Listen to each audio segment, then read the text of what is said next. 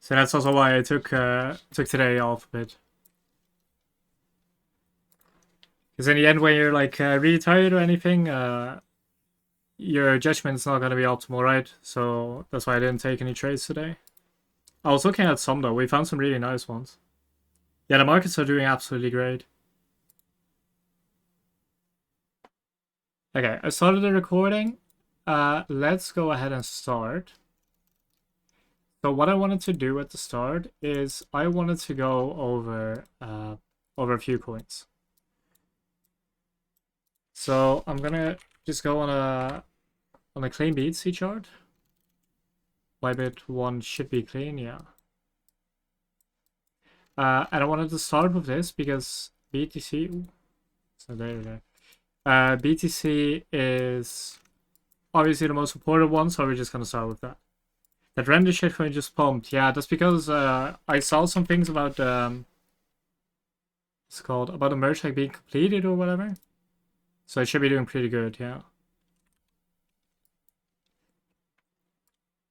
One of the worst coin for leverage in my experience. We have had some absolute bangers on render. When I still shared in chart ideas, right? Like I think 2 months ago or something. One of the first trades was render, and it ran for like 8 or 9 hours. Like that was a really good trade. I really like trading render. Okay, let's start with a clean BTC chart and just go over this. So I could keep the RSI up, right? But the RSI looks like normal. There's no clear divergences here or whatever, except for the one we had at the bottom. So I'm just gonna hide the RSI. For everyone who hasn't attended my streams often, these moving averages are VWAPs. So this is yearly VWAP, this is quarterly VWAP, and this is monthly VWAP. But I haven't synced them up yet so that quarterly calculates differently, right? Because it reset over there. Okay. What do we have? For macro harmonics, I'm just gonna draw the important ones up because these are the ones we bounced off of. I think it was this one, and I think there was an alt bat here. That one is a bit awkward. Yeah, there was an alt bat here, and then this one. It's going pretty fast. I promise I'm gonna do this a bit slower. Okay, these are the macro harmonics we have on BTC right now. Which gives us a very important level at this one. At the D point of that bat over there, the bearish bat. At 72k. In my opinion, if you consider this like a massive range that we've been in, right? This is the most important level for us. Because as you can see, I'll color code it for a second, since I know not everyone trades harmonics, so this makes it a bit more clear. What I'm looking at for BTC, if we get up to the highs again, if we get to this 886, I believe 72k is the most important level by far. And that is for one simple reason. And that is that all of these tops, all of these wicks, I'm gonna give them the stop loss tags, so the red line. All of these have equal highs here. And we have these two together. And we have the open over here. These are rather close to each other. So my personal like top for BTC for right now is that we either reject off of this line, off of this bad 886, or because the stops are relatively close to each other, like the wicks, there are probably a lot of stop losses here. So if we kind of manage to get above this and either consolidate up here for a bit or just start going up, I think we at least very aggressively go through this part. And because it will give us some momentum, right, we probably rip through this as well. So in my opinion, 72k is the most important level to look for. Because if we go past 72k, I think that's when we start seeing all-time high again. Which is going to be very good for us, right? Because we've been consolidating in this kind of downwards range for quite some time now. So if we start actually breaking out of it, we're gonna have a lot of fuel to actually go higher. So I think if we start getting past 72k, I think that's when all-time high is on the table. And that's also why what's it called? Why it was so important to like get into positions on like the flip here or on any of these points, right? Because you kind of want to be in positions when this happens, because you don't want to be taking positions here, right? Because you're going to be at range high, so you don't want to be taking positions here. You want to be still in them, which is also why I'm not selling all of my spot positions yet, right? So for example, we still have FTM and we still have TIA, which were in for a while. We still have EVE and AVAX, and I'm just going to kind of keep them for a while, then trim when BTC reaches this, no matter where they are, right?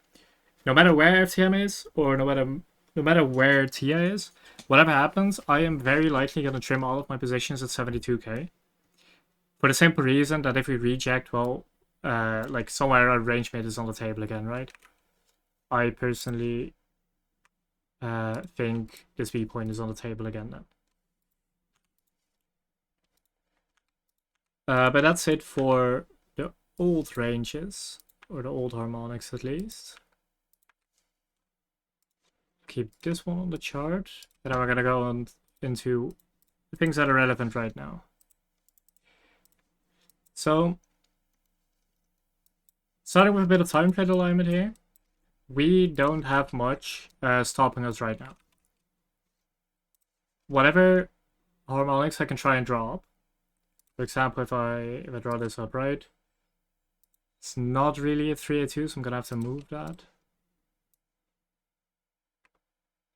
For example, this one, right? This is the only harmonic we have right now that's kind of stopping us from going higher. But apart from that, we kind of have nothing until at least 70k. Because this is one of the parts that we saw earlier on this area where I made like a massive post that we saw so many harmonics on this spot, and then we needed to flip it to support to actually go higher. That range kind of formed this crab as well. So from the 0.618, it's kind of off, right? But crabs have a 5% tolerance, so it's allowed. So 0.618 to a 1.618 with a slant at the top, or like a retracement top.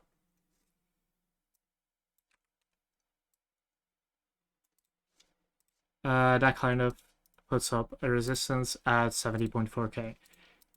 So the two levels I'm looking at right now on this chart are these. The 886 we rejected off of, just a bat, color the bat blue. And the crab at 70k flat. These are the two levels I'm looking at, and this is the reason why I'm not actually like actively looking for shorts now. I mean longs. Like if you see me in chat, you will likely see more shorts around CMP and more longs around lower, right? Because in the end, at the moment, we are facing resistance in the form of this BATS 886. So in the end, I don't think that this is a good place for longs. This is a place to just be patient and wait, right? What I'm looking for right now in all of my positions is to either just wait until TPs hit, or to wait until we drop again. I wanted to add here, but I got thrown down. And just get into longs over on this area. Hey, welcome back. Yeah, I mean, 2 to 3 spot positions, I think there will be another good time to get into some other positions. Yeah, for sure. That's what I wanted to go into. I don't think this move down we had, I don't think this is over. I think we're gonna get another leg of those. I'm just starting on like a bit of a higher time frame and just zooming in. That's why. So I get to why I think this drop is not over yet right now. If we look at this range, this is the range we've been trading. This is the range we longed, like we longed the Gartley over here. And what's called, we close out somewhere over here, right? That Gartley is still in play. I just draw that one up real quick.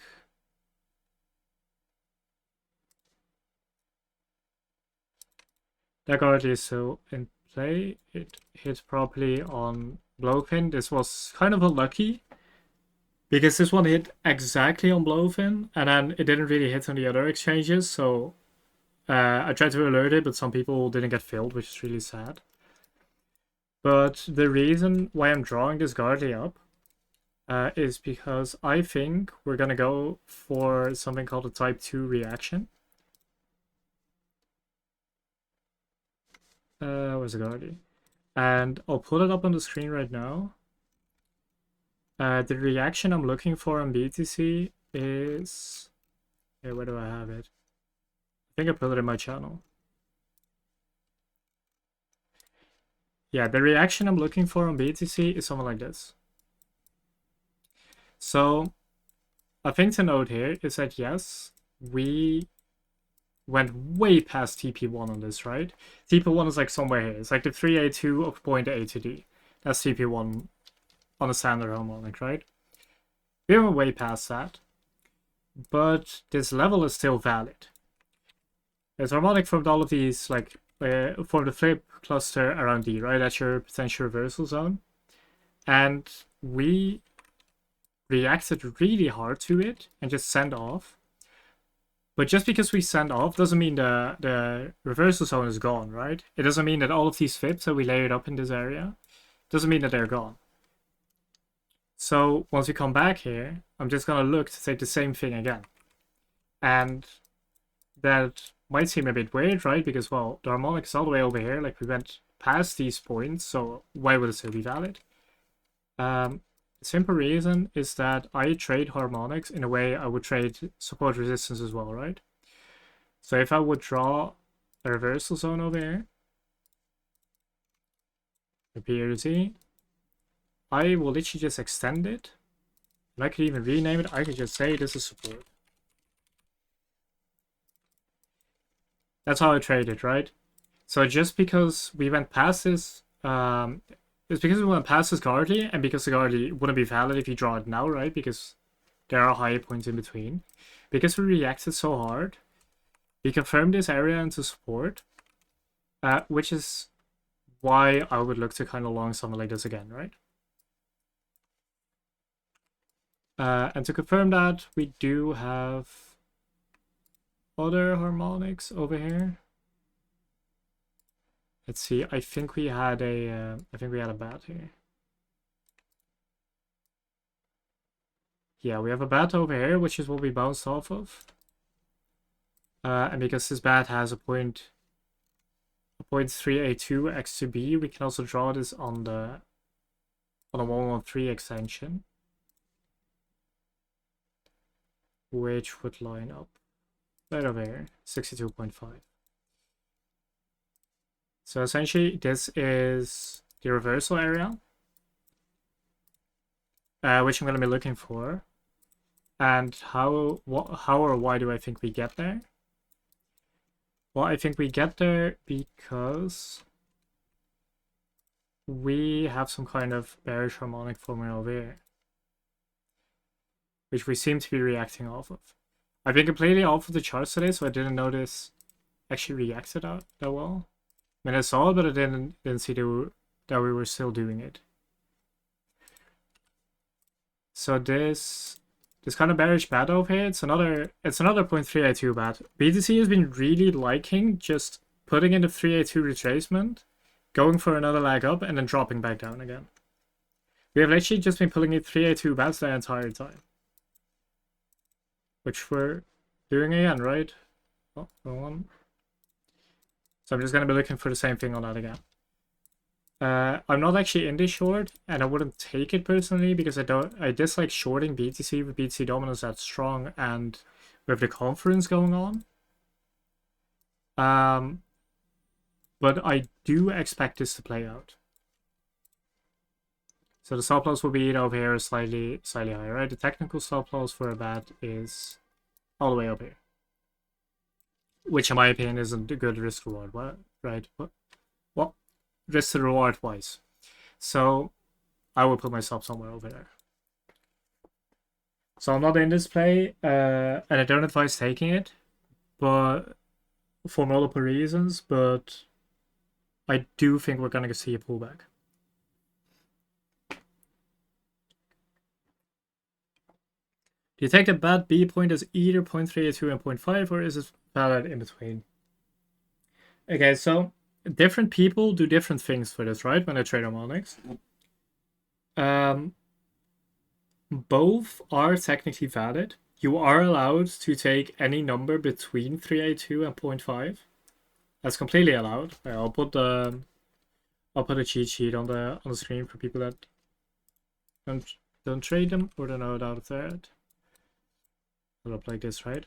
You are allowed to use any number in between them, right? You are allowed to use 0.382 between 0.5, so 0.41, for example, is fine as well. 0.45, fine as well. But because I personally basically only use harmonics in my trading style, like I use a lot of other confluences, right? But I use those to complement harmonics. So harmonics are at the very core of it, which is why I'm very strict with the way I draw them. So I personally only use the exact numbers.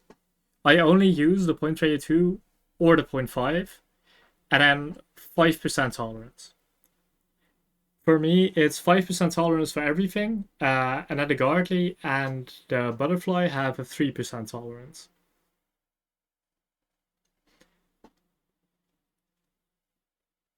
So yes, both are allowed. I personally only use the exact numbers. But if you're using it for example, let's say you are making a long, right? Or a short. Let's say you're taking a short, and this B point would be over here. Or like this B point would be like over here, right? A 0.43. That's all within 5%. But let's say you are someone who really trades, who really likes trading like order blocks or something. Ooh, that did not go well. You're someone who really likes trading like order blocks or something, right? Let's see if we can find one. And you see this 12-hour bearish order block over here.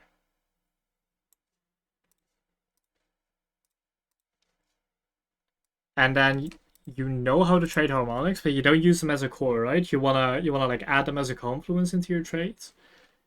Well, if that's how you want to use harmonics, then yeah, something like a 0.36 would be completely fine. Like using the numbers in between for that would be completely fine. But because my trades are basically reliant on the harmonics, I'm really strict with myself on that. So I don't want to use those numbers.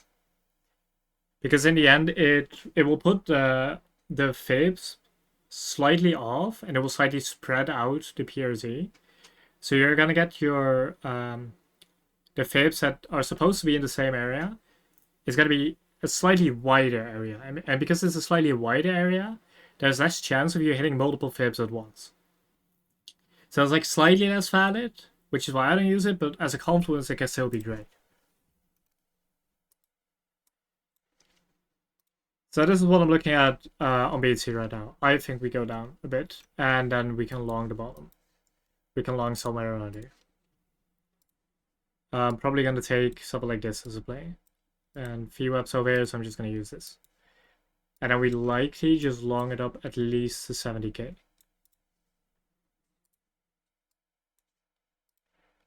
Okay. So, wait, for the record, this is not a play. But I'll put it in the chat.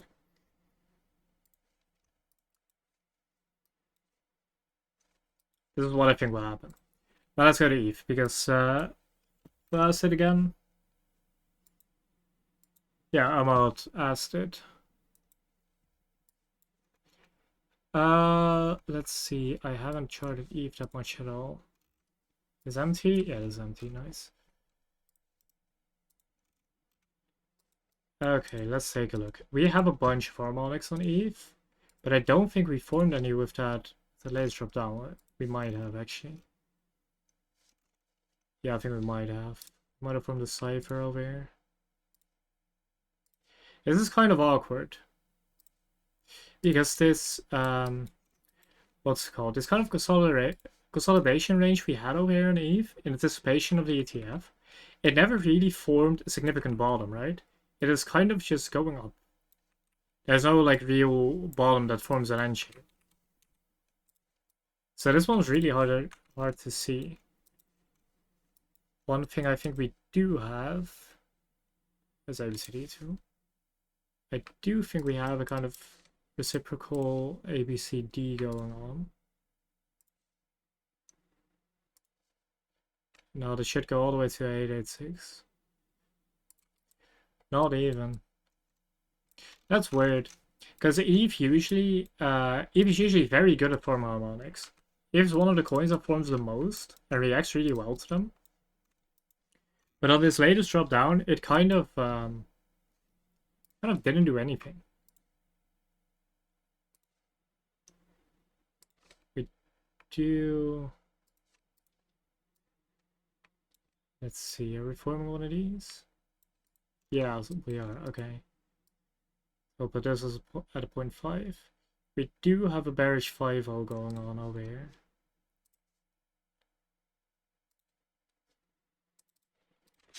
So 5-0.5. Yeah, we do have a bearish 5-0 going on.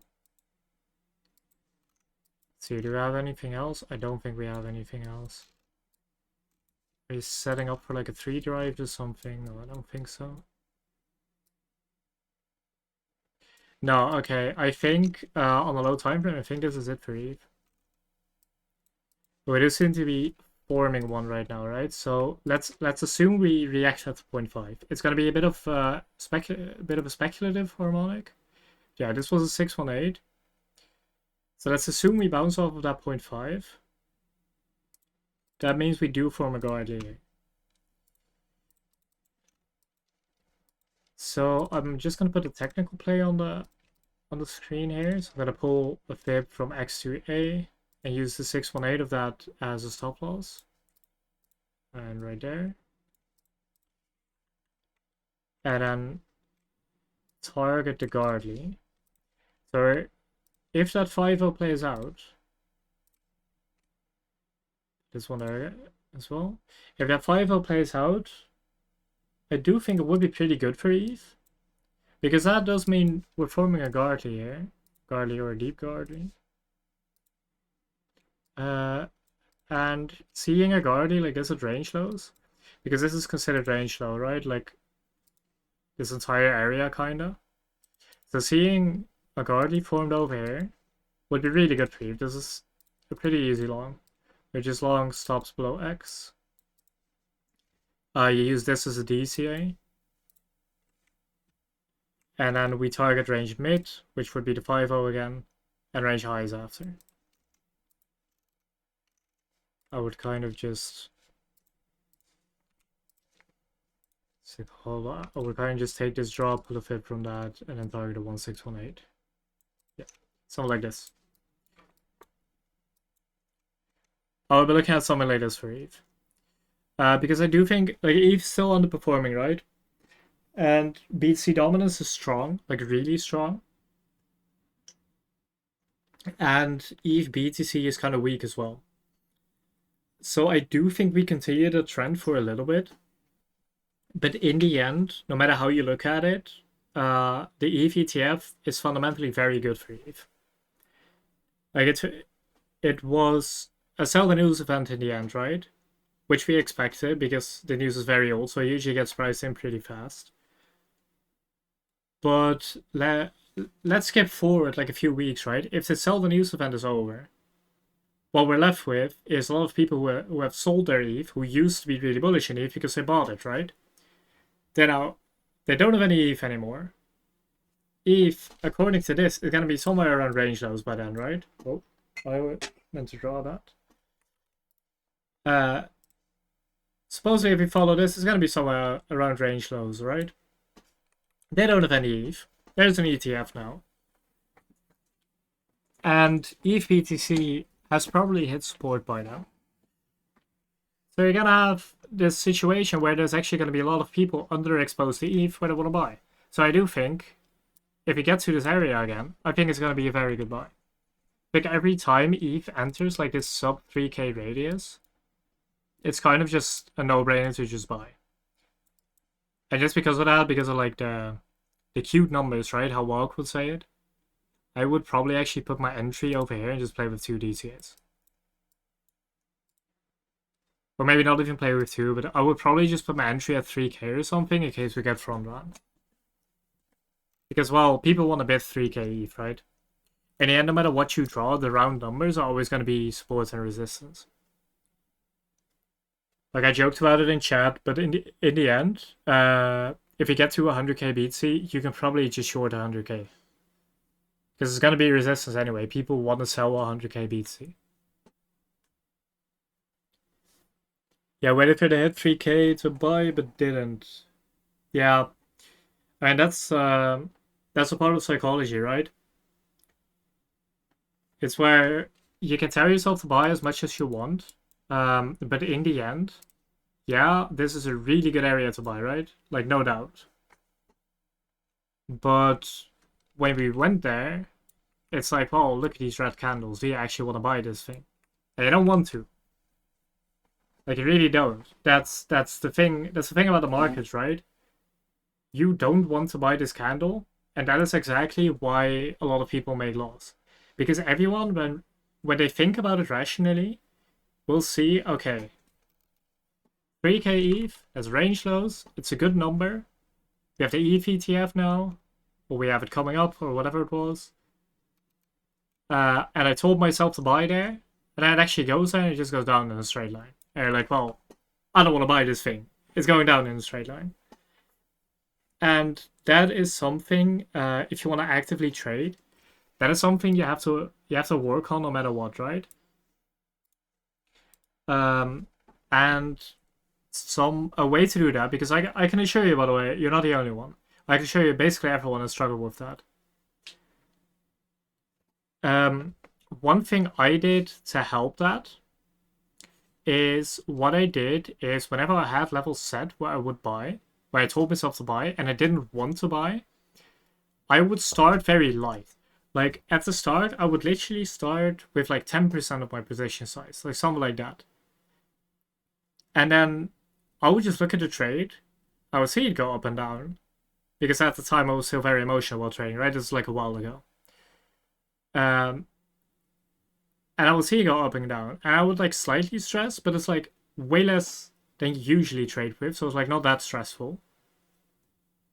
And I would see it end up working out, right? Because in the end, it's a good level. And after that, it went up. So by reducing my position size at the start, I kind of got used to that more, to like buying mega red candles. And I could just gradually increase that. And as long as I had like proper analysis set and I had faith in that analysis, it becomes a lot easier to actually buy red candles if you think it's a good level. And that's absolutely needed, right? Because, well, not everyone trades that way, but in the end, it is good to buy low, sell high, right? So if you're gonna buy low, well, the price has gone down already. Otherwise, you wouldn't be buying. So, for example, if I go to TIA, we bought TIA at like an 80% downtrend, right? Because this is where we bought TIA. This was an 80% downtrend. But when we were over here or something, I drew this harmonic, and I just told myself, if we ever get to this level, and it seemed impossible by then, but if we ever get to this level, I will buy TIA, no matter what. And I just told myself that, and when we got there, I bought, and I waited, and in the end, it works, right? If it doesn't work, well, so be it. If you're too stressed to buy, just buy like a small amount. Just start small and increase to like your full size with what you want, right? Because it's also not bad to like average up or average down, but it really doesn't matter. And for example, let's take ETH again, right? Oh, wrong chart.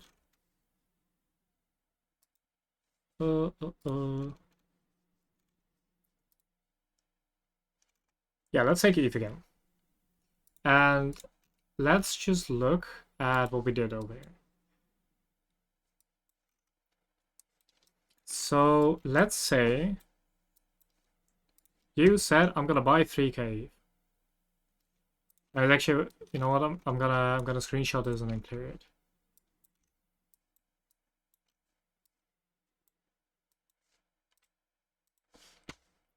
I might put this up as a signal later, but right now I'm not gonna give any signals.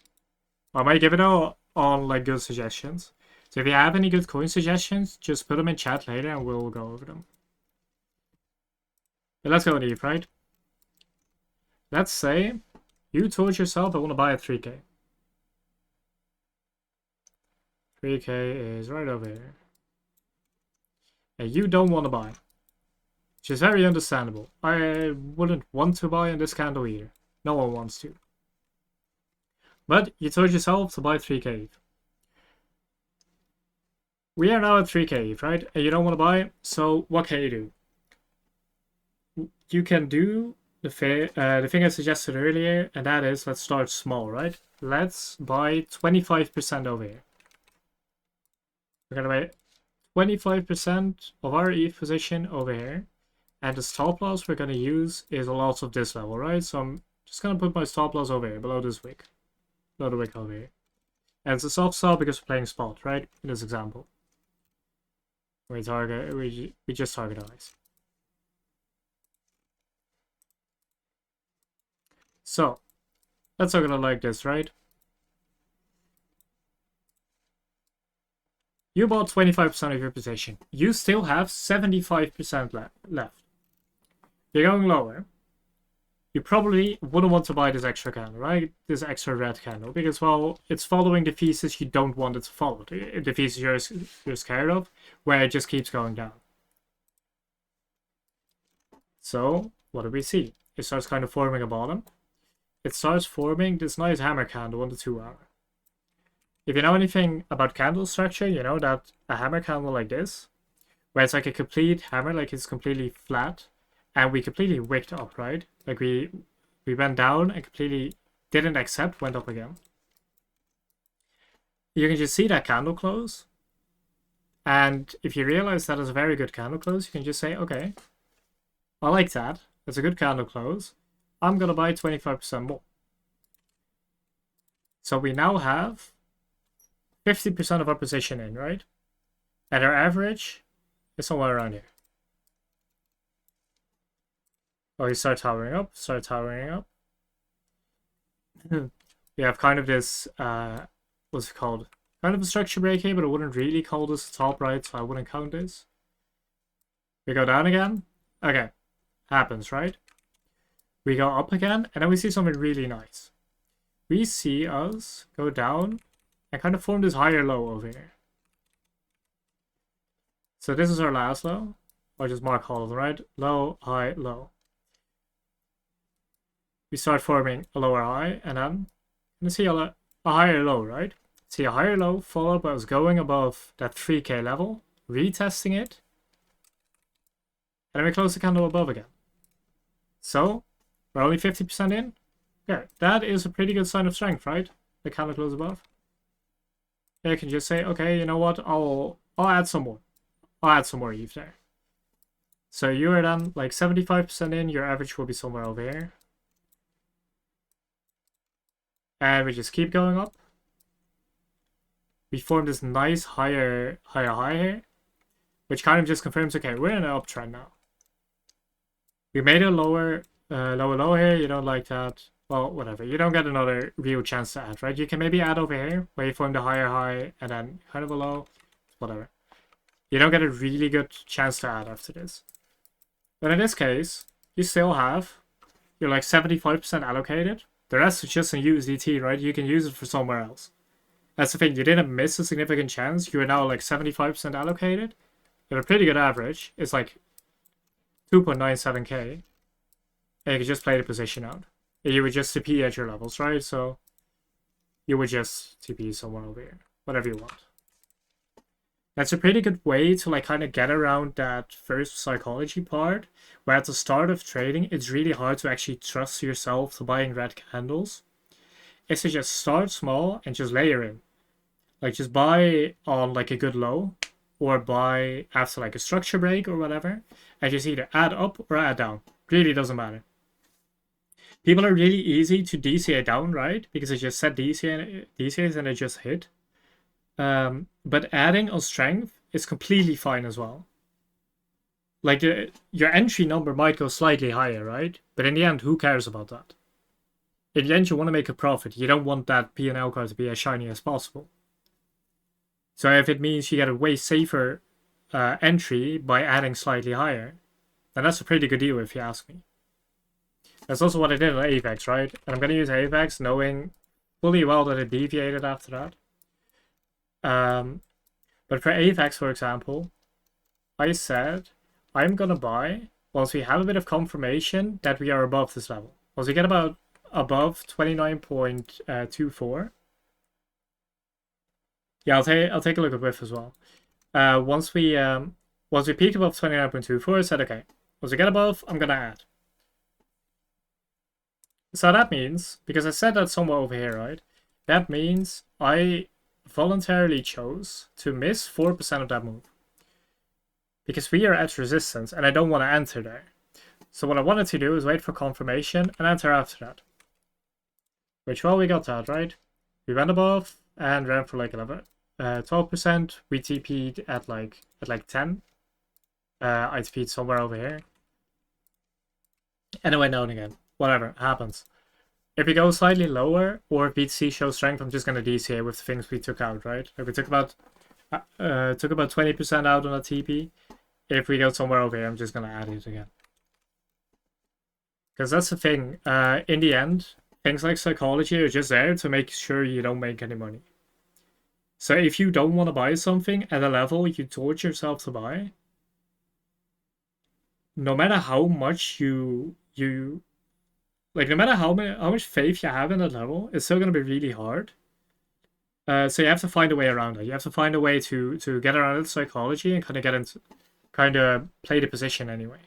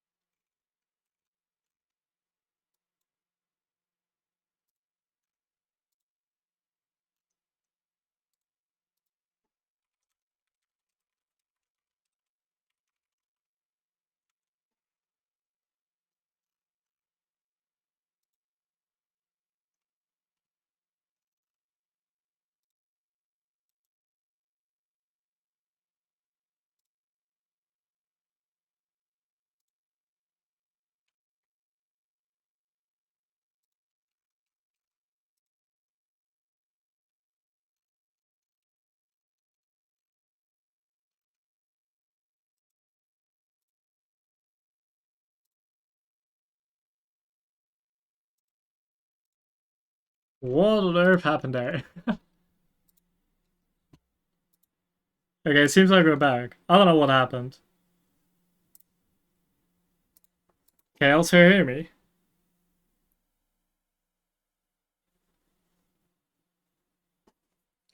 I don't know, the stream just kinda ended itself. Because I don't even see a message in chat about someone ending it manually. Because usually you see that, right? It kinda just stopped. Can everyone hear me?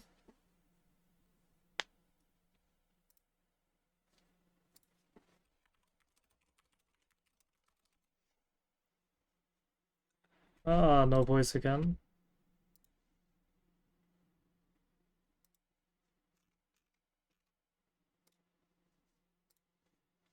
Okay, test. Can you hear me now? But it's like the stages have been so buggy lately. I don't know what it is. Okay, well, it should be fixed now. Okay, everything good? You can hear me? You can see the stream?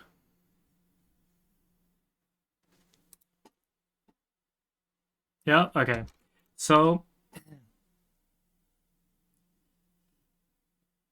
Oh, yeah. Okay, so I'm gonna go over one more chart, which is BTC dominance, before I start taking requests. And then during the request, I'm also going to show how I use volume profiles, because someone asked that. The reason why I want to go over BTC dominance is because BTC dominance is really strong right now. Like, this is by far the strongest chart on the market right now, right? And we kind of rejected at this 886. But BTC dominance is still really high. We'll be waiting for your signal to buy. Yeah, I will likely send along once we get to that level, if we get there. Or I'll send it slightly higher, right? If we like flip that 5-0 to support, I'll just buy it there. Yeah, for spot as well.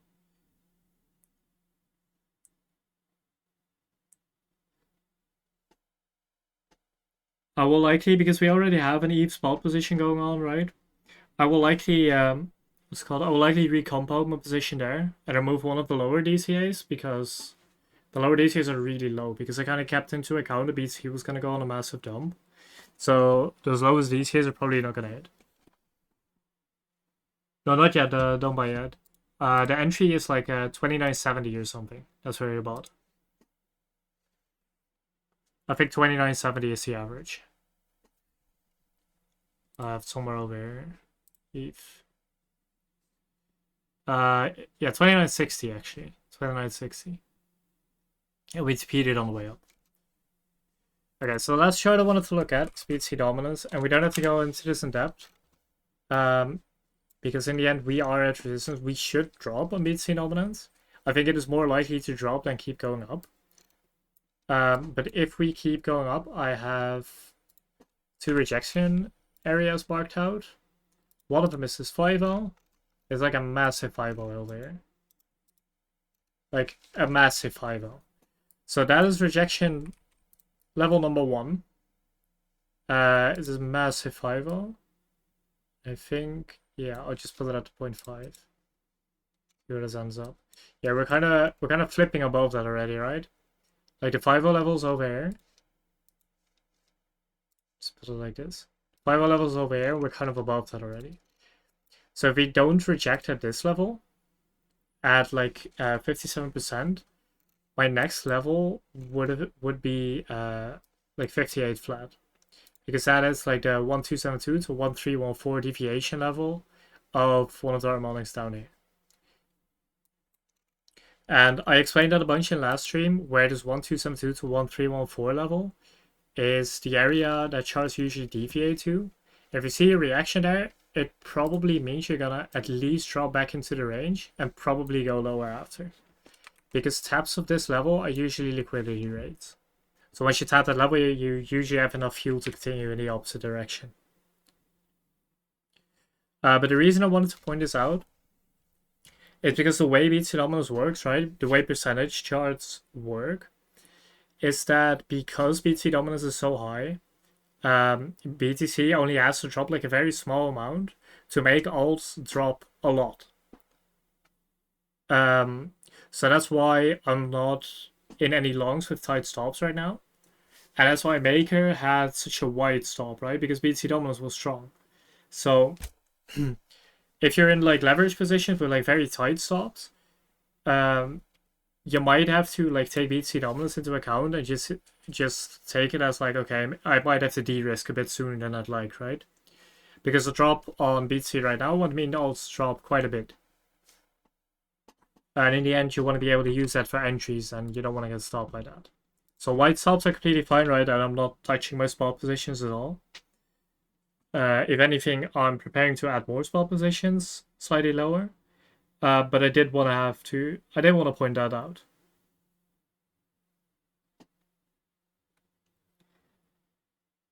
Okay, let's see. I'll scroll up in chat a little because I saw some coin requests already, and we can just go through those. LDO and Ondo. LDO is an easy one. I already have that charted. Actually, I think I could chart that. No, I'll just use this. Okay. So, the thing you can see in LDO is we kind of have this, we have this deep crab over here. which when it formed, it kind of formed this line, which ended up being the bottom of our range, right? Because right now we're just ranging. We are literally just in a range. And this is the bottom of our range. That deep crab is serving as the bottom of our range, and until broken, I think we can rather reliably just kind of long that deep crab every time. We just kind of long that and long it to the top of the range, and then we TP over here on the 5-0 level, right? That's your TP. And you either TP this or you take a head short, whatever you want. I would probably just TP it. If LDO ends up dropping below this level, I'm going to be looking for 1.3 or 1.29 and 1.2. And the reason being that we have this bullish butterfly over here. Make it blue at 1.2. And we have this massive bat over here. Make it white. And that massive bat would be at 1.29. So I do think that this 1.29 level would be the best possible entry. But the level we're at right now is fine as well. So LDO entry at CMP, I wouldn't do that. The reason I wouldn't enter CMP here is because BTC is at resistance and BTC dominance is really high. So if you enter now and then BTC rejects from resistance, you're going to drop quite a bit in LDO. So if you want to enter LDO, which is fair, right? It's a pretty good project, pretty good token. If you want to enter LDO, I think you enter light here, like you take like 20% or something. And then you add another, like, you add like 40 or 50% on that 886 if we ever get there. So at like 1.3, you add like 40%. And then at 1.2, you add another 40%. So that way, if it goes up, you make a bit of profit. If it goes down, you just get better entries. So if you want to enter, I would take this as CMP, 20% CMP. I would say this is like your 40% level. And I add another 40% here.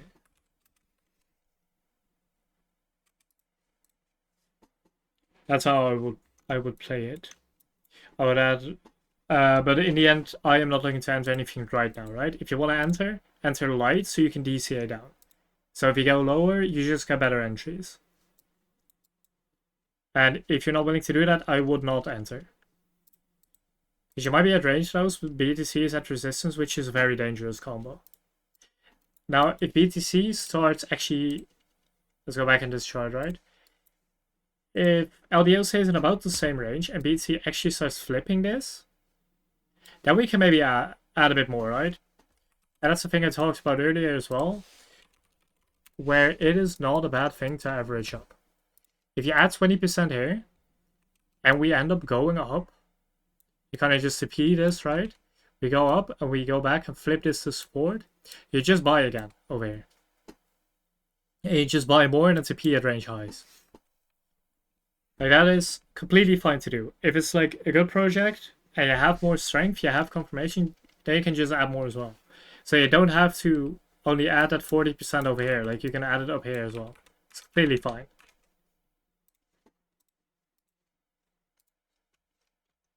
Ondo. Wait, I'll send a screenshot first. And we'll take a look at Ondo. I have actually, I am of the opinion that Ondo does not look that good right now. Because I sold most of my spot, right, on this bearish retest. I was in Ondo spot ever since 0.27, like over here, and I sold nearly all of it on this bearish retest. And the reason is that this is like the first time that Ondo retested and actually dropped below. Every time we take a retest like this, like for example here we went down, right? Came back and we just kind of ripped through. Nothing happened, right? Because Ondo was a really strong coin. But now when you look at this, Ondo's kind of weak. Like we dropped out of the range, came back, didn't accept back, or just kind of dropped again. That is a textbook rejection. And that is a signal that a downtrend is beginning, right? That's not a good sign. So I don't think Ondo looks that good. And we do have a kind of a bad structure forming, right?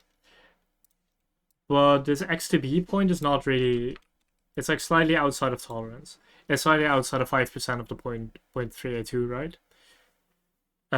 So we do have this, but I'm not sure if I want to buy there. The level I would actually be looking at, and I don't think we realistically get this, right? But this is the level I would heavily add. Yeah, thank you, Caleb. So even though I do think the markets look really good, and Ondo used to look really good, I heavily dislike this bearish retest. Like, retesting this and failing to reclaim is a really bad sign for Ondo. Which is why I sold most of my spot here, right? Because the moment we drop back below, it's kind of a bad sign. Yeah, the D-bet on its own might not be as strong, yeah. Usually it is, but the ratios on the bet are not that strong on itself, right? So, because this is not actually a very good bet, I don't think it holds. But this D point on the bet down here is gonna hold. I'm pretty sure of that. Yeah, that's why. That's exactly why.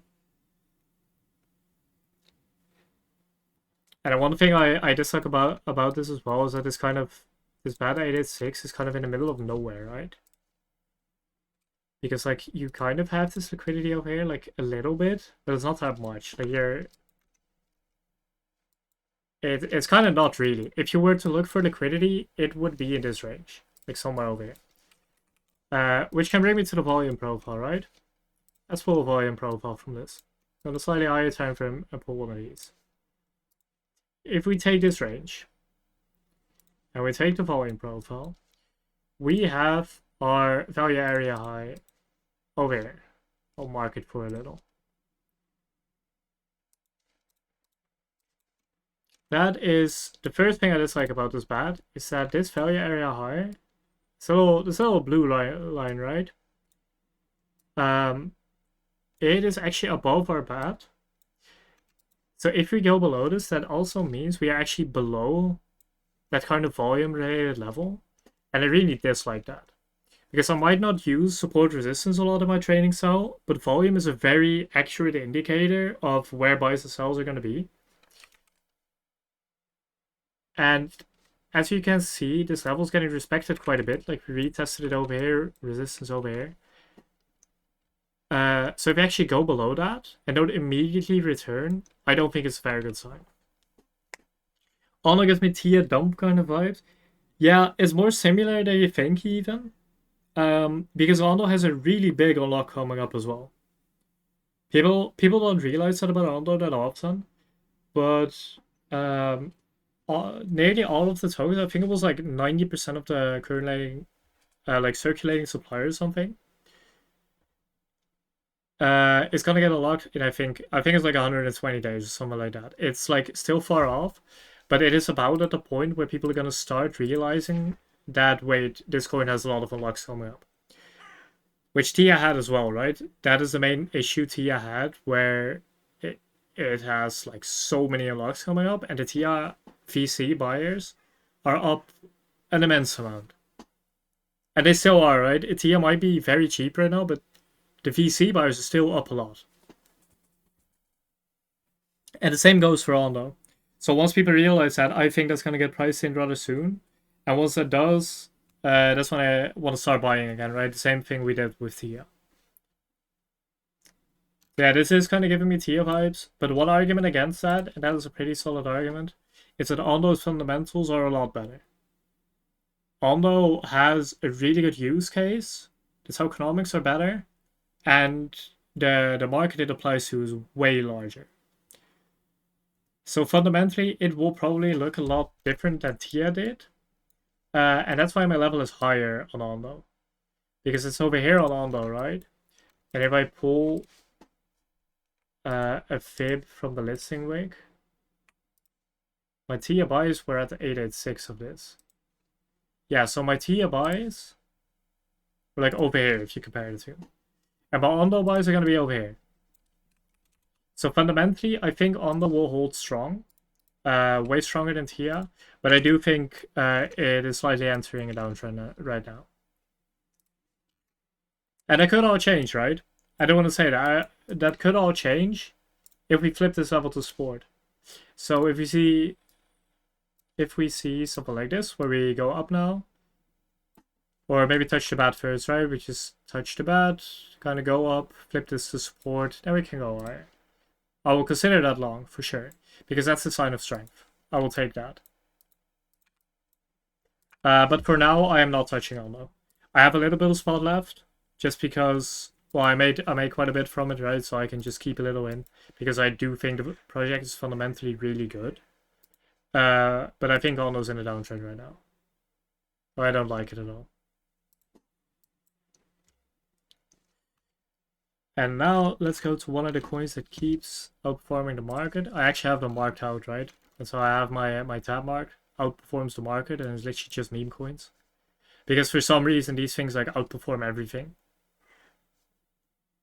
But let's look at WIF. Is this a correct chart? It is not.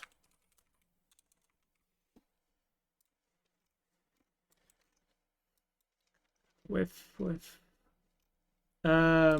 Okay, so one of the things I wanted to talk about the volume profiles is this. The main things I use with volume profiles are these lines.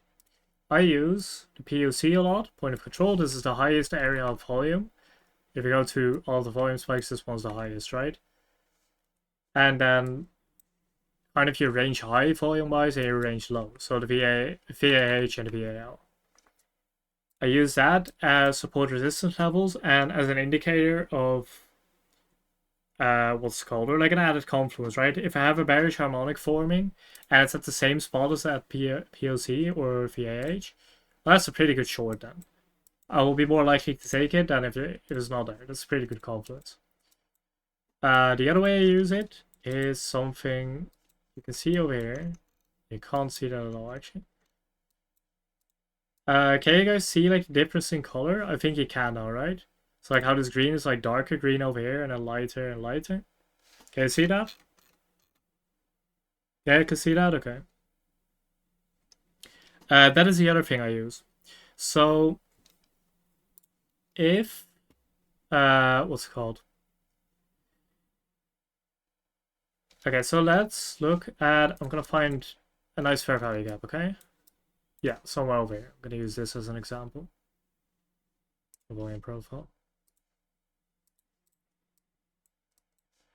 Let's look at this, right? If I zoom in on this, you will see, it might be a bit hard to see, but you will see that this green area, this like very dark green area, I should probably go on a lower time frame for this.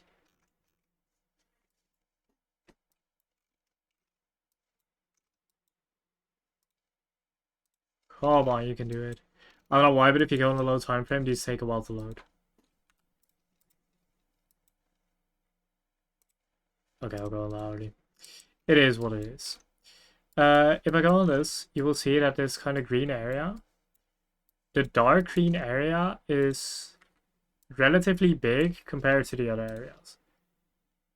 It's a bit hard to see, so you just have to take my word on it, but the dark green area kind of stops over there, right? And the light green area is the rest. While on this part over here, this dark red area is like, it kind of stops over here, right? And then the rest of it is lighter. What does that indicate in my eyes? In my eyes, that says, okay, every time we get to this area, we kind of skip through it. The more dark colors that are there compared to the rest of it, the faster you go through the area. So these types of areas, where the colors are very mixed, that's a kind of area where I think we see like kind of a chop, or kind of where I expect us to range, right? And if we get into those, I expect us to trade there. Well, this area at the bottom, if we get there, I kind of expect us to just go through it and disrespect it. Which is why if I set limit orders, I would, let's say this area, for example, I would never set limit orders there. I would set them over here. at like the first area where this volume kind of balances out. So purely based on volume, I would set it somewhere like this. Which is obviously not really accurate right now, right? Because it takes this entire thing into account. But we can see that on some other coins once we chart them. That is how I use them. And you saw it over here as well. Where this area where I said we were gonna skip through, we did exactly that. The moment we drop out of this kind of range where the volume colors are really like balanced out, you kind of just rip through. So that is the other thing I use them for. Those are the two main things I use volume profiles for. So the ranges and the POC and the colors. So if it were to go on a lower time frame right here, just draw a volume profile. We can see, okay, we flip POC to sport here. That would have been a nice ad if we saw it. We were a bit too late for that, right? We are now entering the highs. So I would not do anything here and just wait. Because let's say you add here and we touch this range high and we just drop down. That's going to be very sad because this is a very likely area to reject. And then I'll take a look at the color distribution here, right? And you can see that the colors here are not really balanced. I expect us to go through. Over here as well. And it's kind of, this area is kind of fine, right? So what I expect us to do, based on that, is I expect us to kind of just, if we get above this, I expect us to go through and maybe reject over here. That is the first area I'm going to be looking for, purely based on this. This is a bit of a hard concept to explain, because it's really hard to show you the difference, because, well, simply how colors work, right? But if you wanna see so for yourself, I highly recommend you use like the volume profile tool for a bit and just test around with it. So the important thing for this is, what is that called? There was one setting you had to turn on for this.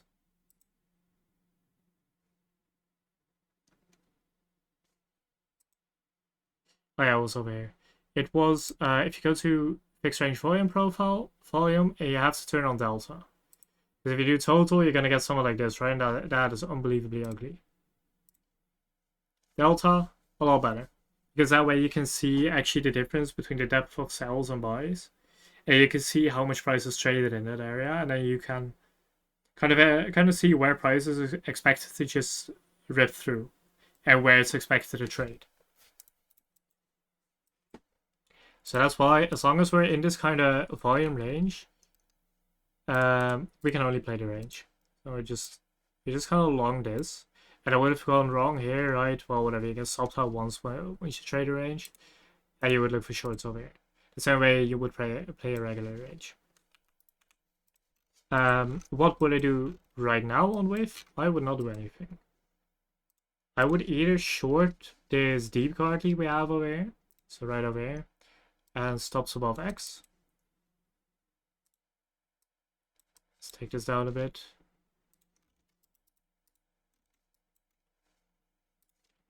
Let's see where the TPs are. Bottom to top, 0.382 is TP1. And then 618 TP2. And I'll take 786 as TP3. So my bias for width would be for a short first. But if we end up dropping to this range low over here, we do have a kind of a cipher forming. So I do think we reject half of that and we could possibly long this cipher.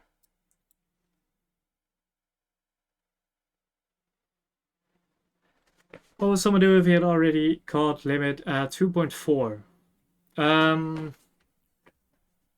I would TP this for sure. And you can consider TPing this. So you either say, okay, I'm gonna take a TP at that range high, right? But I do think you should for sure TP this 2.73 level. I think that's a very good level to TP. because that's where I would consider a short. So you also have this 4-hour order block over here. Let's mark this as well. And if we kind of start, like we do something like this, we drop into this lower range and we drop below this value area low. This is where I would cut. But I think you're in profit now, right? You bought a 2.4. Yeah, that's a pretty good buy. You're up quite a bit actually. Nice. Yeah, you can consider it being either of these. I think those are good SP levels. And your stop loss would technically be like 2.46, right? So your invalidation would be in profit, which is really nice. I would use a hard stop, but if you get a bearish retest of that value area low, I would use that as a stop. And then just repeat highs. Do you mind taking a screenshot of the input solid volume profile? Yeah, sure. Can do that.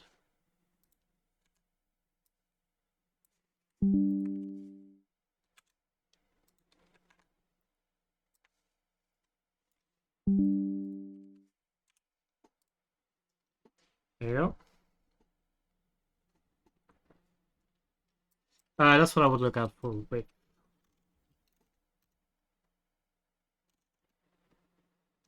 I do like how you compared Ondo to Tia, because that's the exact same thing I was telling someone else, right?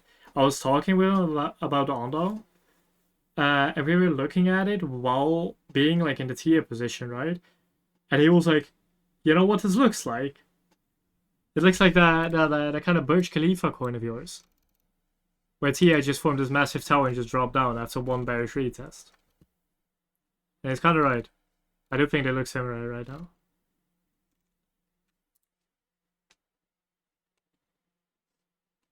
Right. Do we have any other coin requests? Anything we want to look at? Yes, WLD. I have a chart on that. I was charting it the other day. I truly chart too much. It is what it is. Maybe Sol. Oh yeah, I can look at Sol as well. Sol's really good. I have a chart on this. I'm gonna go on a low time frame as well, because we also have the structure we're breaking out of. For those of you that don't know, I do trade patterns sometimes, but only specific patterns. I trade the patterns that in my eyes mean something price action wise. So a wedge like this, for example, is a really nice pattern to trade. Something like this. It's not exactly right, it drifts through a little bit, but you can see it. I think WLD looks really good. I would probably take a long somewhere around these lines, but the problem is that your invalidation is pretty annoying, right? Like you can't really put a stop loss in here. So what I would do is I would probably use this 941 level as a stop loss. And this might look a bit weird, but I would play with 2 DCAs like this. And then what are the TPs?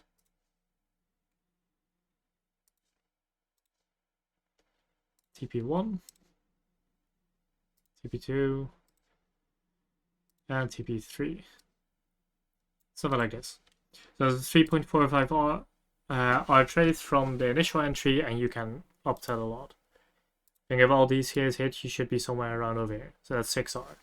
That would be really nice. But I think WorldCoin looks good. One thing I do want to say though is this coin is unbelievably bad fundamentally. Like tokenomics wise, fundamental wise, this coin is really bad. So I don't think this is very good for like longer term spot. But if you want to get a quick trade out of it, this looks good. I like this setup. And alternatively, we might look for the deep party, but that's so far down that we can't make it into one play, right? So potentially I'd look for something like this as well, if it fails. Either of these. Because, well, we also have a very, very big shark over here. So I do think it looks really good. I really like this chart. If it had a different ticker, I would buy a lot of spot here. But it doesn't, sadly. Sadly, the ticker is WLD. It's like, I don't trade based on fundamentals, right? Because I think news is reflected in the chart. But Wild is like kind of this exception where the fundamentals are really bad. So I don't want to hold this for that long. I can take trades on it, right? I like trading it, but holding it is a different story. Or the USDT, or the is a really good suggestion. Right, I'll put this in chat first.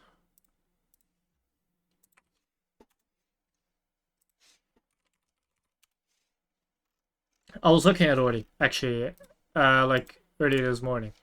Ordi on a higher time frame, fantastic, like absolutely fantastic. You can't really see it that good here, but we have this cipher over here, 786 like this. And we have this bat over here that's perfectly filled. And then if you pull a fib from like the bottom of this to the top of this, right? I know it's from right to left, doesn't matter that much. You will see that the entry point on that bat is exactly a 1272. So this, if I would have seen it earlier, I would have absolutely longed that, but I didn't, which is really sad. But what ended up happening is we reacted really well to the bat, and we confirmed the deviation, came back into the range, retested it to support, and sent up. I saw it one day too late. It's really sad. If I saw this thing yesterday, I would have absolutely longed it. So right now, I am waiting for an entry on Ordi. I hope we get something like this. But I don't think we do, honestly. I think Ordi's chart looks too good to drop. It would be absolutely perfect if we do. Bought Ordi at... Wait, I bought Ordi at 3. Damn, okay. It was an insider I got. Oh, that's big. That's really nice. That's a good trade. Now, I think if Ordi ever drops back to this level at like 35-ish, it is a really good buy. Because the thing is, the long didn't go that high, right? You can easily take the supplies. I think this is realistically your final TP. You could take it back up to 88. Ideally, you just play it kind of like this. This would be the ideal play. And you just play the spot, right? Because that's like nearly a 3x. But I think Ordi looks really good. I've added this to more watches as well. I will for sure call a long or a spot play on this if we get the chance, because I really want to get in on this. And if you really want to enter it, you can enter light now and just DC it down a bit if we get lower. But I'm just gonna wait. I was gonna do Solana. Gonna send 2 Ordi charts because the chart is a bit cluttered.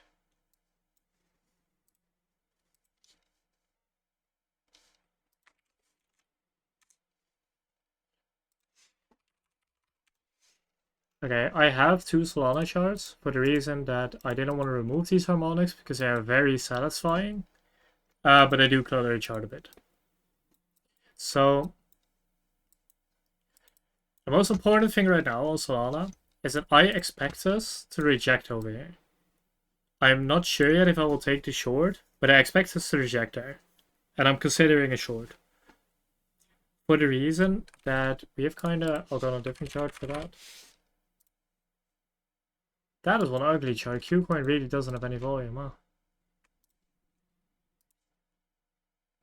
huh? We are... Yeah.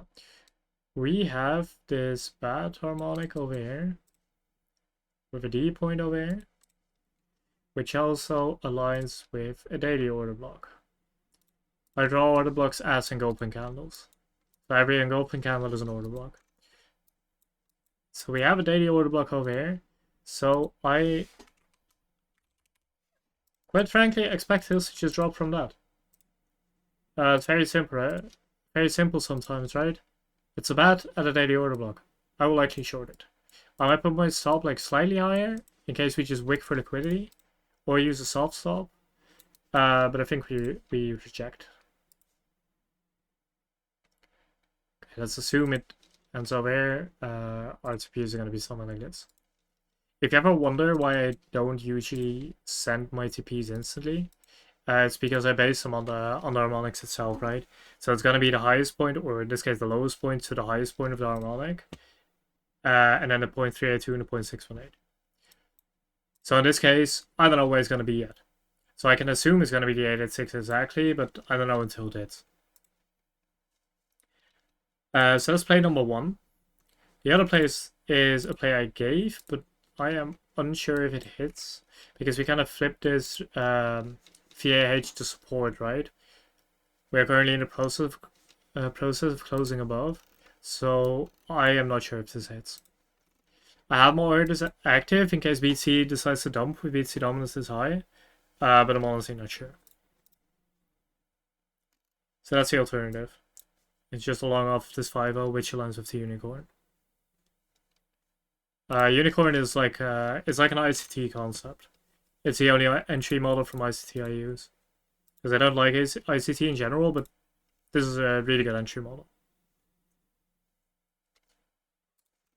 And that's just I'll put it up on the different chart. So what a unicorn setup is where you have this breaker block, so as this thing, which is a bearish order block that filled, right? You just kind of rip through, and you have that inside of, where are my channels? Right over there. And you have that inside of a fair value gap. So here's your fair value gap, and here's your order block.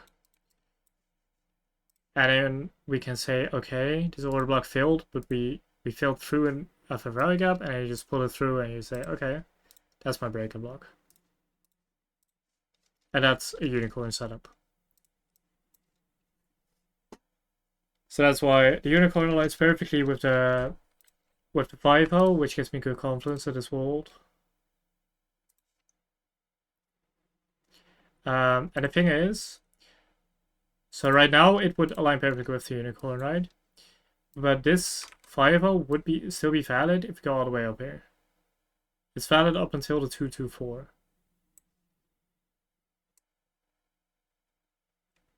So this would still be valid. So if we end up going all the way to range highs and reject here, I will simply move my orders up a little, because that means I will buy over here. Fine as well. I don't actually mind where I buy, as long as it's like a level I have good confidence in that it will balance. So I'm either looking for this short, or alternatively for this long. And I don't mind either.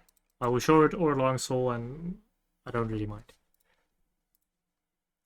Gonna be something like this.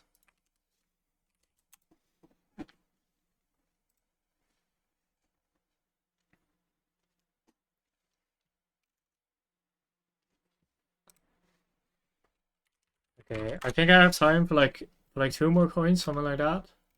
Pepe was one of them.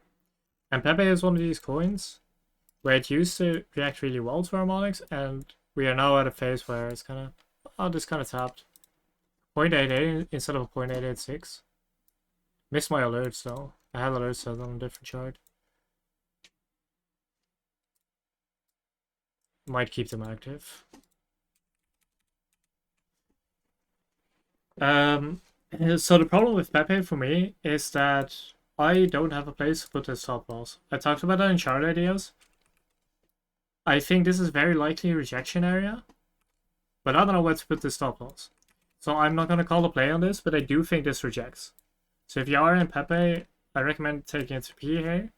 But other than that, I don't really have anything. I'll take the fan off for a second. Let's hide this. You can see, are we forming anything significant? We don't have a nice slanted top over here, so I can't draw a 5 off of it. Maybe on a lower time frame. I think that went low enough.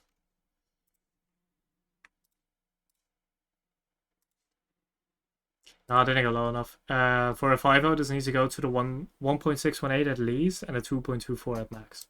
So we don't have anything there either. Maybe draw it like this, so. Yeah, this kind of looks valid.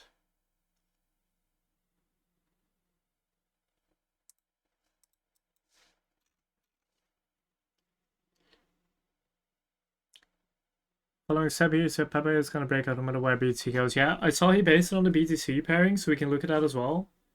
The BTC pairing looks a lot better. I personally don't think it breaks out here, but if it does, it is absolutely going to be based on the BTC pair. I 100% agree with that.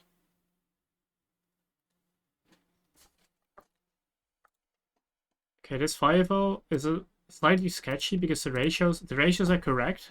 Like this is allowed, but they are not exact. So that should be a 1618, right?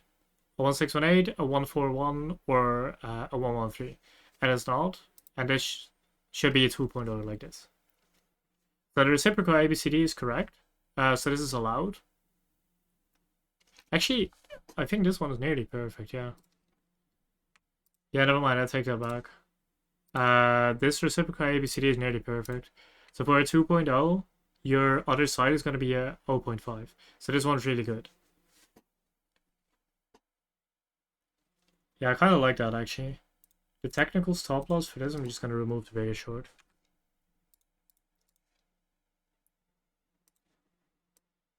The technical stop loss for this would be somewhere over here. So I might just play it a bit safe and put it on this. We have like some kind of order block over here. 4 hour. No, there's nothing on the daily. Let's see, a volume profile. Okay, I'm just gonna use this 4-hour order block over here. Put it something like this and short it back over here. Yeah, I'm not sure if I'm gonna take this. Because it's gonna be weekend from tomorrow, and as I said in chat, I'm like really tired, right? So I'm not gonna take any trades today. But my bias for Pepe would be down.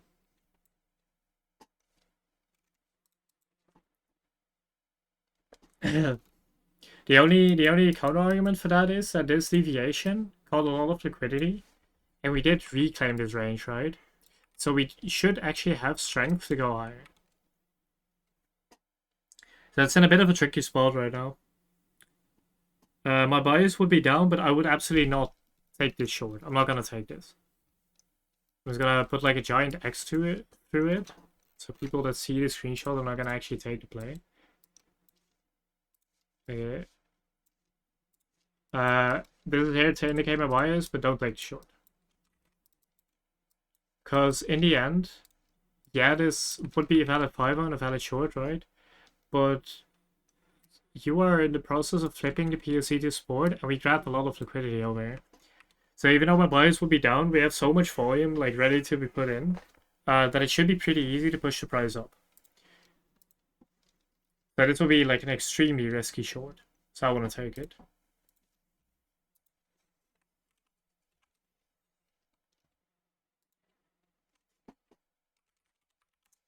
Let's see.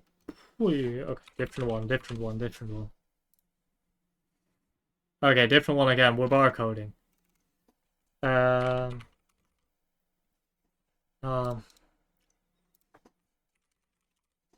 Pepe is on Binance, right? Yeah. So we just look. Does that work? I can look at that. We have a decent chart. It's a little trick. You can chart up everything over here. It's really nice. If you want to chart something up against BCH for some reason, well, there you go. Possible. I'm gonna use Bitcoin though. Okay, let's see. What do we see here? I see a 3 drives pattern. Leg 1. Leg 2. And leg 3 should be here as well at the 113.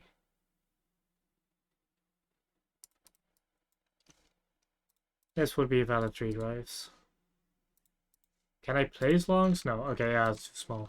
I can't actually place longs on it. Can I draw properly? Yeah, I kinda can. So my bars will be up here. For 3 drives.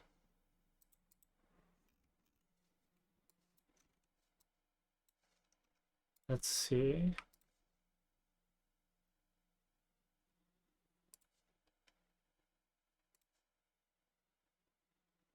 That was an easy short. Well, actually, that didn't actually touch the 886.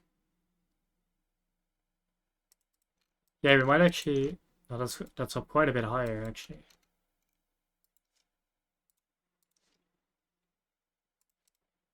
I can't play shorts, that's annoying.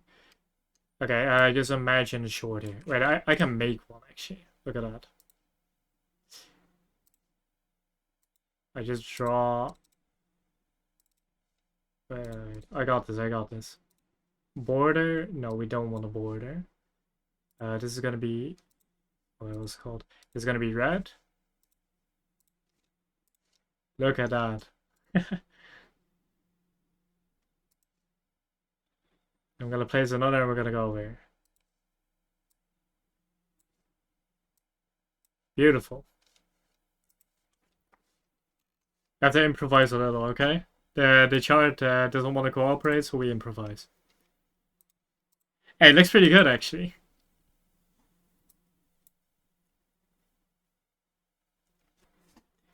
Are you gonna to release the Eve spot signal today or tomorrow? I'm not sure. I will likely just set orders at the levels I've given, right?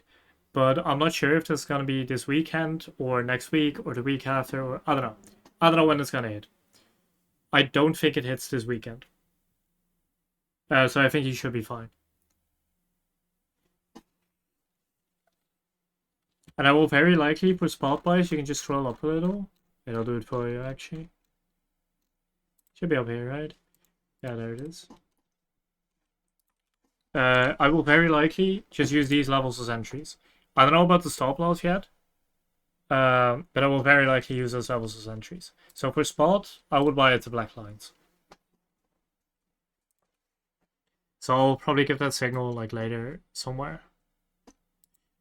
Because the thing that's annoying about being an analyst, right, is I don't want to have too many calls active at the same time, for the reason that people are very quick to over leverage themselves.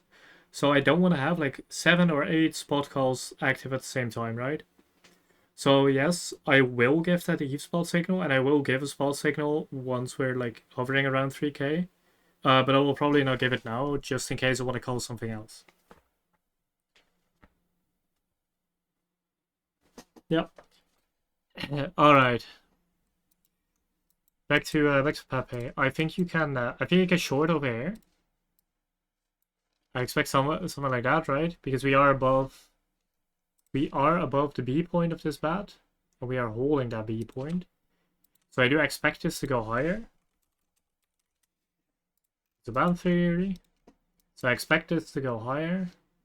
Gonna have to draw another one of these positions. You know what? It's not that bad. Hey, excuse me to go. Yeah, you're allowed to go. You're allowed to go. It was great having you. It was great having you. Thank you for asking questions and sticking around. I appreciate that. Yeah, no worries. It's like because I taught chemistry for 2 years, right? It's like when students ask like, yeah, can I go to the bathroom? It's like, oh, am I gonna say no or what?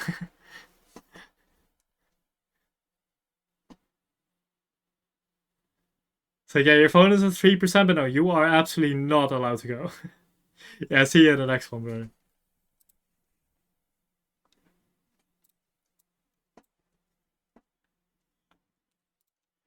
All right, so on Pepe, I'm expecting someone like this. In most UK schools, they forbid toilets. Yeah, I mean in the schools I teach in, yeah, they did that as well. But like, I'm not gonna say no, right? That's still like even if they forbid it, right?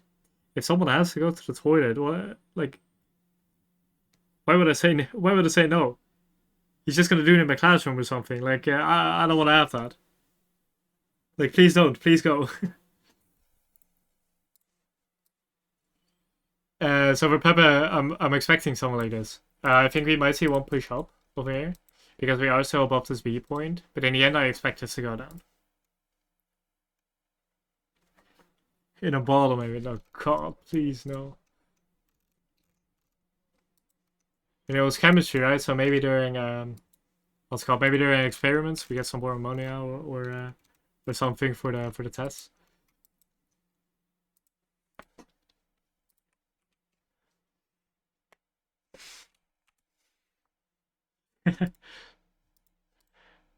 In the test you not, please no.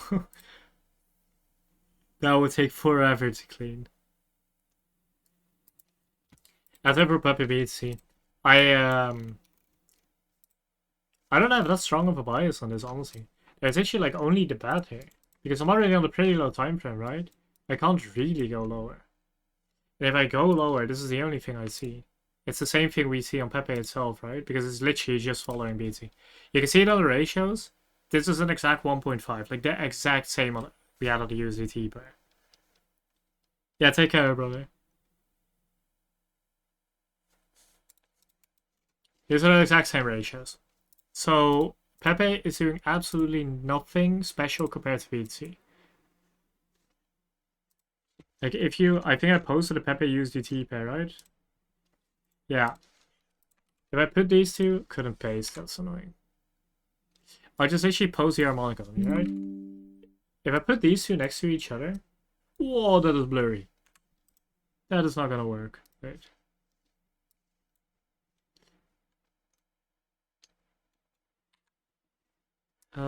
Let's see. I'll do something like this. Is that better?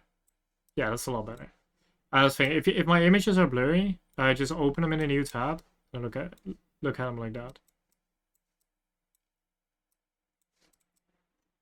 So on the left we have the USDT pair, right? And on the right we have the BTC pair. You can see in the ratios, this is the exact same thing. Like C is slightly higher here than it is in the other one, but it's the exact same thing.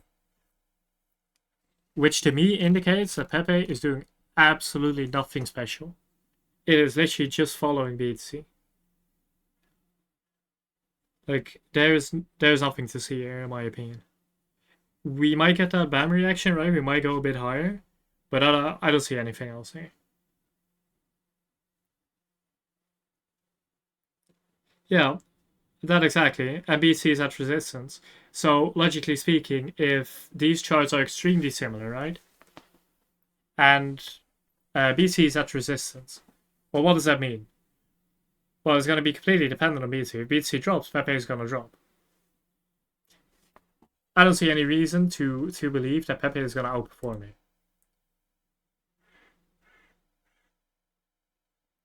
And you can take this screenshot as my reasoning for it.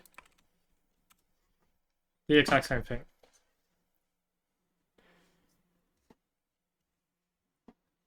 So that's it for Pepe. I would honestly, I would be surprised if it does anything special. I don't think the short holds, right? I explained that. I don't think this holds. I think this is extremely risky. But I don't expect it to suddenly start outperforming. See, he's pushing a bit. That's nice. Let's go. Hey. I'm not gonna say it like that because that's the thing, right? Even if I go counter trade people, right? Because I have done that in the past. I've shorted things like, for example, Neil longed or Arch longed or whatever. And we've had it in the past where I think it was on Link. We had a moment when 4 people or 5 people called Link at the same time, and there was like 3 people long and 2 people short. Like we had that in Unity a while ago. I don't know if there's anyone here that still remembers that. But we had it where 5 people called the same thing and 2 were in the opposite direction. Yeah, you remember. And the best thing about that is that all 5 callers exited that trading profit. it does not matter if you counter trade each other, because plays can cancel each other out. Like on Link, all 5 of them exited in profit. It was completely fine. Imagine the chaos. Yeah, I took both those plays for fun, right? So on my chart, I had like long entries and short entries and TPs on the same chart. It was complete and utter chaos. But I made quite a bit of profit on that. That was really fun. But that's why. So I don't like directly charting other people's charts in chat, right? Like if you ask me in chat, like, hey, Neil called this coin. What do you think about it? I will likely respond with something like, I don't wanna chart that, or I agree. If I don't agree, you can take it like that, right? If I don't agree with someone's play, I will say I don't want to chart that. But on stream I don't mind, because on stream I'm an analyst, right? And in chat I'm support team. It's like a slight difference. As an analyst, I don't mind. I will very likely counter trade a lot of people. But in chat it's a bit different. So if I ever refuse to chart a coin because someone else charted it, then you know why. You know that I disagree with it. Oh, watch Pepe BTC closing cut off his week. I mean, that's the thing, right? It's dependent on BTC as well. My conclusion on this was that I don't think Pepe is going to do anything special compared to BTC. But if BTC goes up, Pepe is going to go up as well, right? And BTC is strong, like really strong. I personally don't think it goes through, but you can make a very, very solid argument for saying that you think BTC goes up. You use the Bybit chart, right? Yeah. You can make a very solid argument for thinking it goes up. And in the end, I told you guys at the start, I trade harmonics the same way I would trade support and resistance, right? So if we go above this, and we retest this, I might just take a long.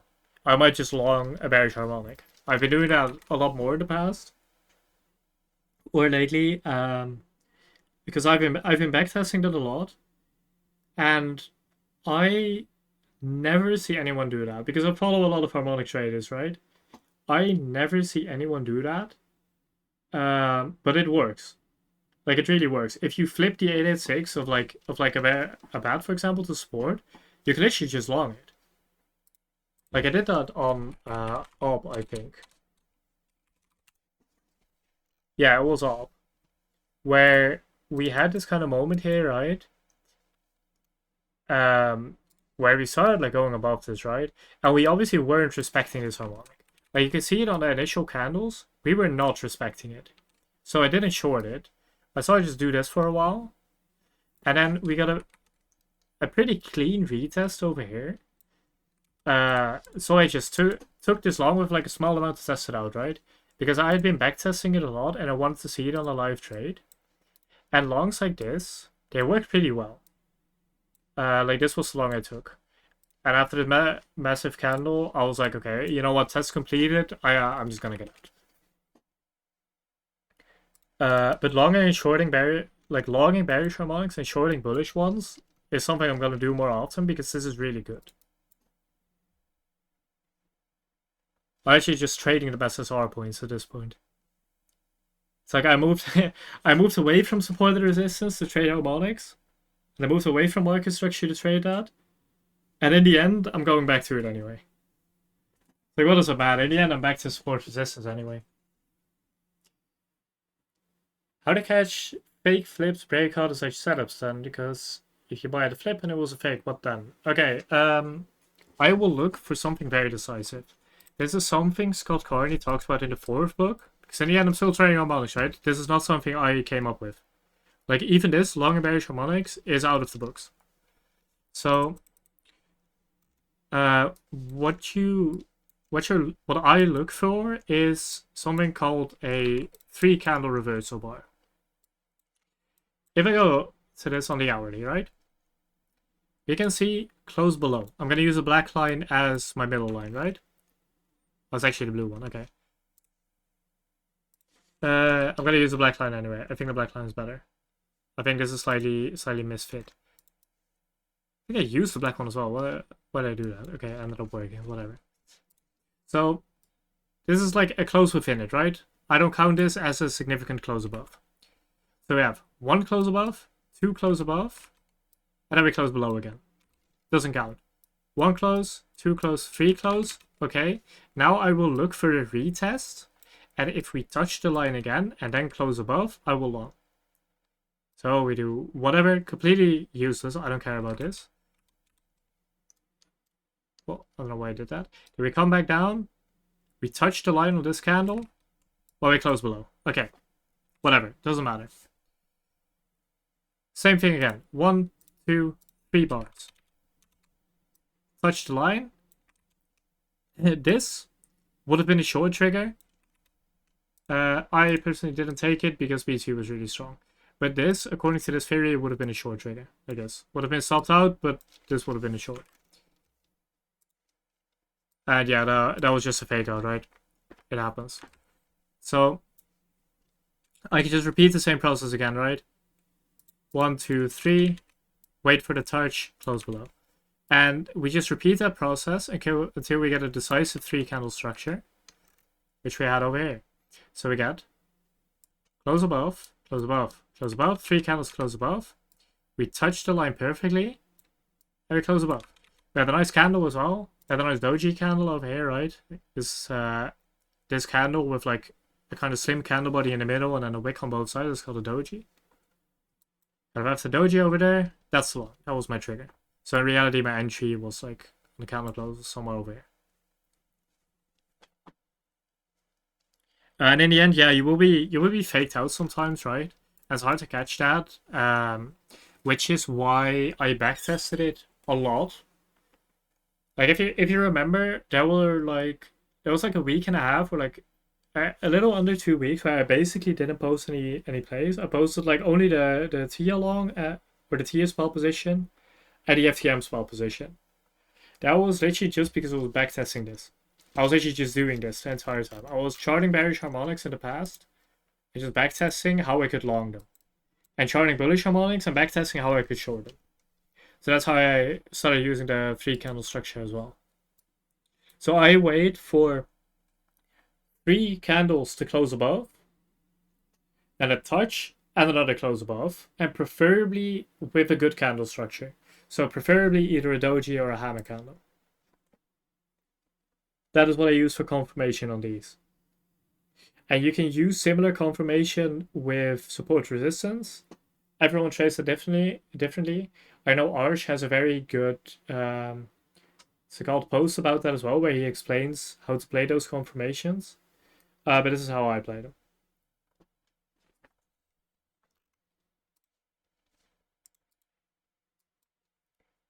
Okay, I've got time for one more coin, and then I'm gonna go off. So what coin is it gonna be, lads? Put it in chat. One more.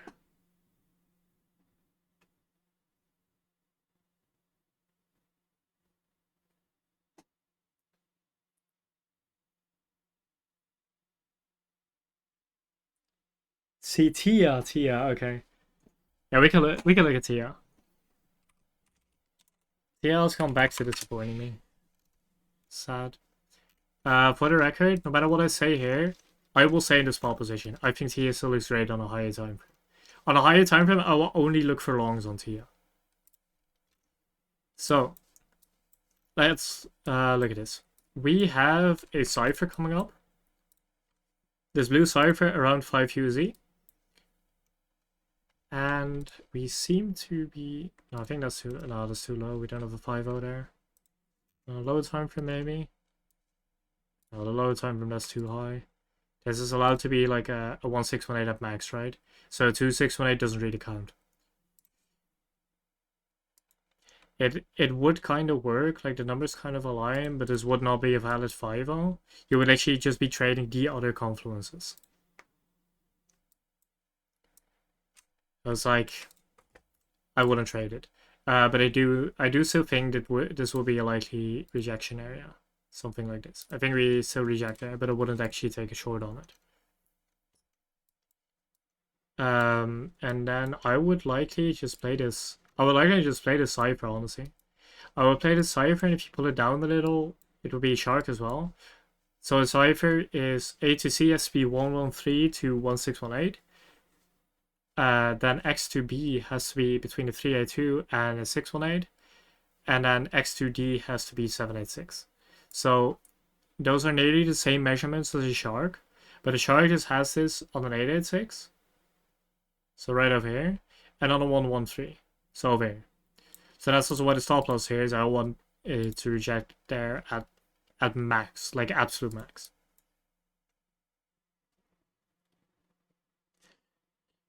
Yeah, so that is asking to use a cipher tool when either AC or XD is greater than 1. I know a bunch of people are saying different things based on this. There is like a middle ground, and there are things that are very wrong, okay? So I'm gonna clear that up. Am I allowed to chart over here? Oh, that's nice. Okay. If you have a harmonic with an A to C greater than 1.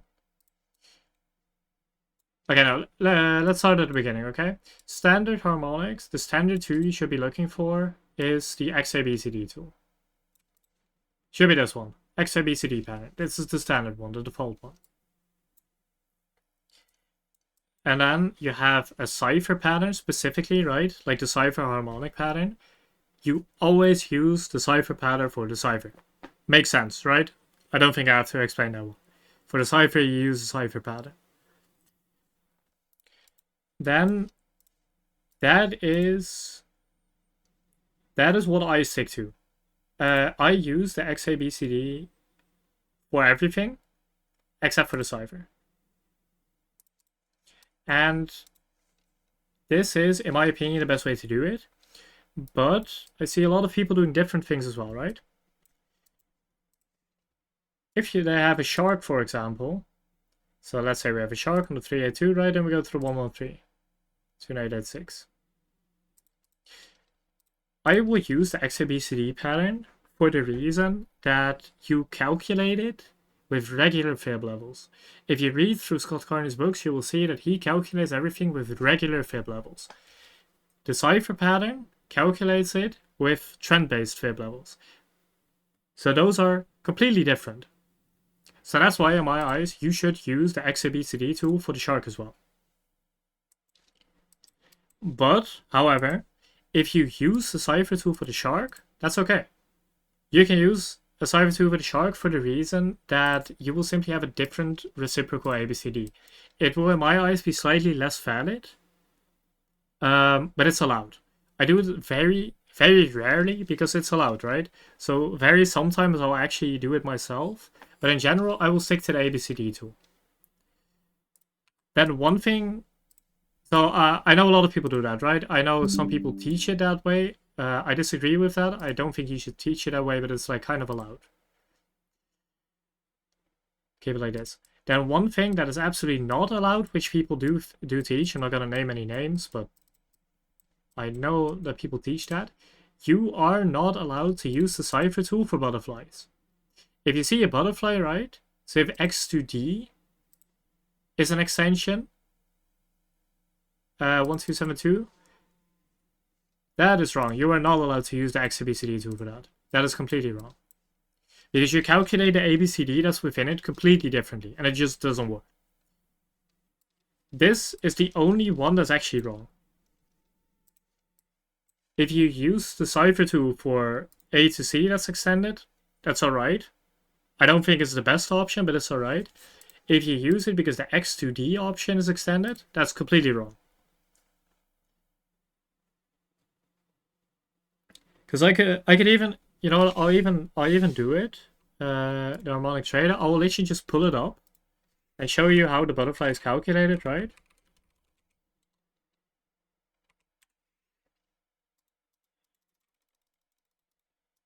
Let me take a moment. You should say it somewhere over here. Yeah, okay. It's a very, very old screenshot. So what does it say here? I screenshotted the bottom part, right? The most important number in this setup is the 1.27 of the XA leg. So XA 127 is the most important one. That means that if you use this on a Cypher tool, right? Let's see, did I actually pull it properly? It's going to be slightly off. If I zoom this in, you're going to see that there is like a slight gap between it, which will greatly reduce your accuracy. It doesn't matter in the example I gave, right? Because, well, it's a very small price difference. But this can make you either miss limit orders or hit the stop loss. Yeah, I took Neil's class as well, yeah. Yeah, I will upload it for sure. I'm recording it. But yeah, it is wrong to use the Cypher tool for that. That is absolutely wrong. If you use it for the center tops, like for a shark, that's fine. Don't use it for the butterfly. Or a crab, for that matter, right? Because you don't calculate it that way. You need to calculate it like this. And the Cypher tool doesn't do that. The Cypher tool calculates it differently. Because the Cypher tool calculates X to C instead of X to A. That's the main difference between those two, right? Which would just throw your accuracy off. You want it to be the X to A 1272 and not the X to C. Because let's say if, for example, you have like, see at a 1618, right? Which is actually a perfect butterfly. The perfect ratio is a 1618. Well, now your 127 is going to be all the way up here, which is a 1.3% price difference. That is quite a bit. If you're trying to get into a leverage position, a 1.3% difference is gonna mess up your risk reward a lot. So that is absolutely wrong. Don't do that, please. Very wrong.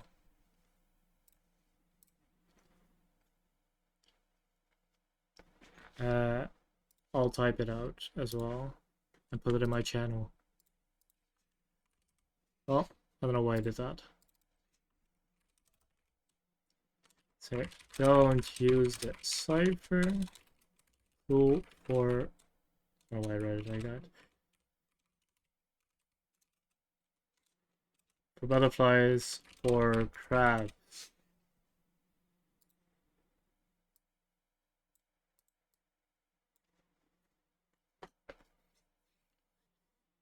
Right. Oh yeah, I was charting T. I nearly forgot. I get really annoyed when people like show me like these plays that would have been absolutely perfect. Like it bounces on the 1272 perfectly, and it just calculated with the wrong tool, so their entry is like really bad. That's like really tilting to see because I'm like, yeah, you nailed it perfectly, and you use the wrong tool. Like that's the easiest part. But yeah, I was looking to add more Tia down here. I wanna add it on the Cypher over here. That's why. So I will likely call this. Because we are already in Tia, right? And Tia ran a lot. Like Tia ran from the entry I gave on stream. Tia ran 60%, which is really good. So we TP'd, and I will likely add it back in again at 5. So that's it for Tia. I'll yeah. I'll just yeah, what's it called? I think I'm gonna end the stream here. So we've been going for quite a bit. We've been going for like 2 hours or something. We have some technical difficulties, but we've been going for like 2 hours. So I think I'm gonna do that here. Oh yeah, Sub got stopped out. It is what it is. Will you do a course in the future? I might. But currently I have like some stuff going on IRL, right? And I'm still in the process of like smoothing everything out. So once I've done that, I will likely set up a course because I do really enjoy teaching, right? Like I think I said it already as well that I taught chemistry for 2 years because, well, I really enjoy being a teacher, but I just got bored of high school classes, right? I just got bored of teaching chemistry. So I enjoy teaching, so I will likely, I think I will open up a class in the future. But for me to open up a class, I want to be like 100% certain that I can give like proper value. Like if people are gonna like actively like pay for my classes, I want to give a good class, like a really good class. So I'm gonna make sure that everything is like up to quality before I actually do that. So that might still take some time, right? Because I will probably like fully prepare the classes before I even like offer teaching. I'm not gonna do that at the same time. Yeah, thank you for that. That's really nice to hear.